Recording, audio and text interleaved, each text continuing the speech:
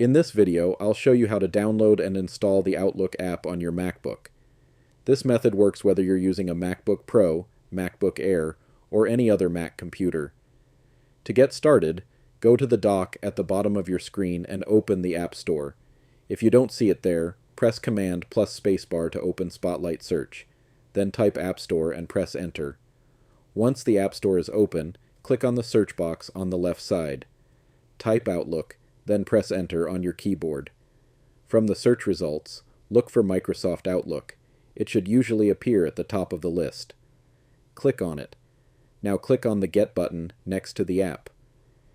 If asked, enter your Apple ID password, use Touch ID, or confirm the download to continue.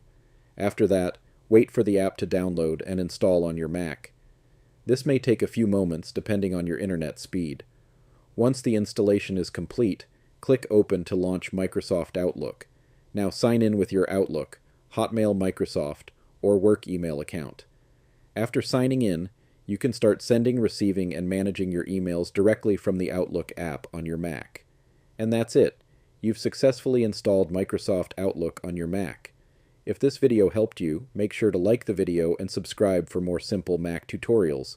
Thanks for watching, and I'll see you in the next one.